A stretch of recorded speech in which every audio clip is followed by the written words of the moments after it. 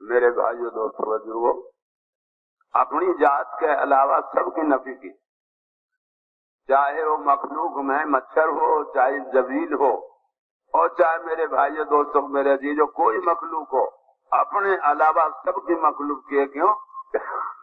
بنانے والا وہی ہے، اور کائنات کی بات ہے، حیثیت کا جاننے والا وہی ہے۔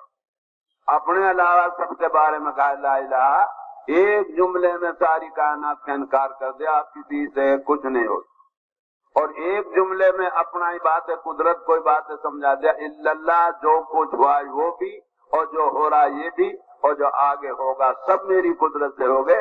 ایک جملے میں کائنات کو سمجھا دیا اور ایک جملے میں اپنی قدرت کو سمجھا دیا۔ তো বলতেছেন যে ভাই, একটা জুমলার দ্বারা সমস্ত মখলুকের অবস্থানকে বুঝাই দিছে, সমস্ত মখলুকের অবস্থা কি এই কথাটাকে বুঝাই দিছে। ইল্লাল্লাহর দ্বারা আল্লাহ পাকের জাতের ক্ষমতা কি এটাও বুঝাই দিচ্ছেন। বলতেছেন যে জিবরাইল আলাইহিস সালাতু ওয়াস সালাম থেকে নিয়ে একটা পিঁপড়া পর্যন্ত তার নিজস্ব কোনো ক্ষমতা নাই, নিজস্ব কোনো শক্তি নাই। লার দ্বারা এই কথাটা বুঝাই দিছে, লা ইলাহা এই কলমার দ্বারা, এই জুমলার দ্বারা এই কথাটা বুঝাই দিছে সমস্ত মখলুকের, চাই যত বড় মখলুকই হোক না কেন, যত ছোট মখলুকই হোক না কেন, সমস্ত মখলুকের অবস্থা কি, সমস্ত মখলুকের হাইসিয়ত কি, বলতেছেন যে এই কথা প্রথম জুমলার দ্বারা বুঝাই দিচ্ছেন। ইল্লাল্লাহ এই কলমার দ্বারা, এই জুমলার দ্বারা আল্লাহ পাকের শক্তি আর ক্ষমতার অবস্থা বুঝাই দিচ্ছেন যে আল্লাহ পাক কত বড় ক্ষমতাশীল। সমস্ত মখলুকের নিজস্ব শক্তিকে অস্বীকার করা, আল্লাহ পাকের সমস্ত ক্ষমতা আর শক্তিকে স্বীকার করা, বলতেছেন যে এই দুই জুমলার দ্বারা সমস্ত মখলুকের অবস্থা, কায়নাতের অবস্থাকে বুঝাই দিচ্ছে। میرے بھائیو دوستو بزرگوں، جس مخلوق کائنات کے راستے سے آدمی کے دل میں خدا کے یقین کے بجائے کائنات کا یقین آتا ہے، پہلے خدا نے اس کے بارے میں کہا کہ لا الہ، یہ کائنات ہے، میں نے بنائی ہے، میری محتاج ہے، یہ میرے بغیر کچھ نہیں کر سکتی، اور میں ان کے بغیر جو چاہے کر سکتا ہوں۔ آسمان میرے بغیر پانی نہیں دے سکتا، میں آسمان کے بغیر پانی دے سکتا ہوں۔ زمین میرے بغیر غلہ نہیں پیدا کر سکتی، میں زمین کے بغیر غلہ پیدا کرتا ہوں۔ پیدا ہونے والی مخلوق میرے بغیر بچہ نہیں دے سکتی، میں ساری مخلوق کے بغیر جو چاہے پیدا کر سکتا ہوں۔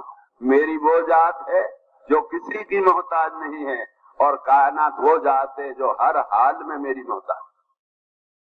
তো বলতেছেন যে ভাই, সমস্ত মখলুকের অবস্থা, এই অবস্থাটা আল্লাহ জাল্লা শানুহু বুঝাই দিচ্ছেন।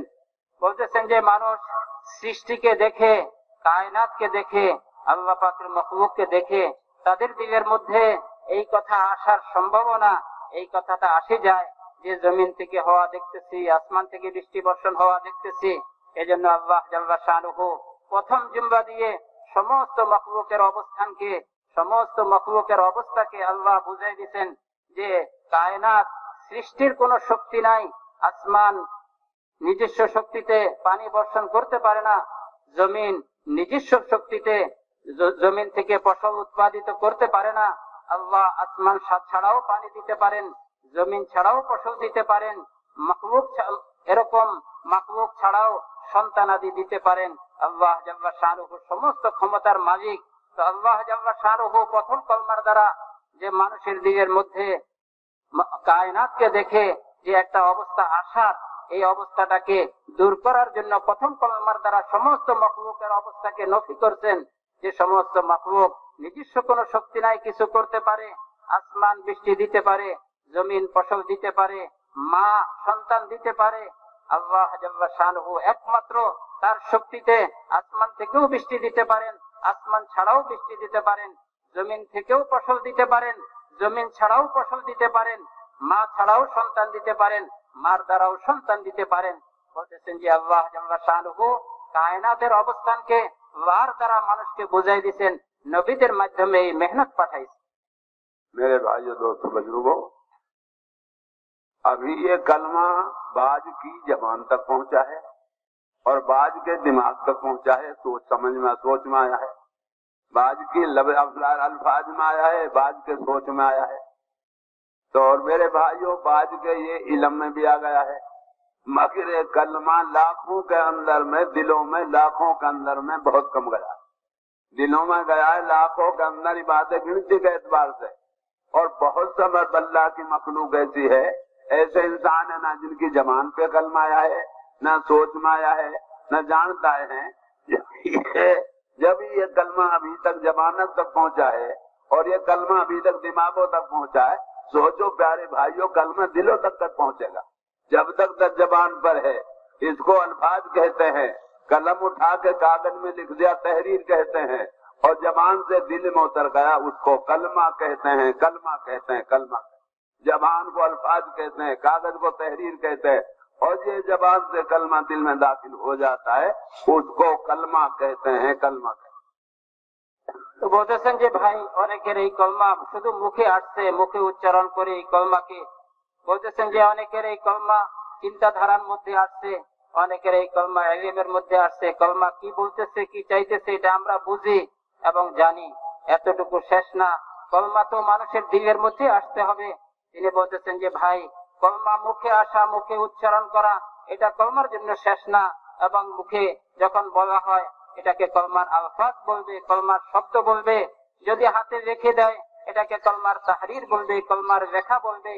এবং এই কলমায় কি চায় এটা যদি ইলমের মধ্যে আসে, আমাদের দিমাগের মধ্যে আসে, বলতেছেন যে ভাই এটাকে কলমার ইলম বলবে।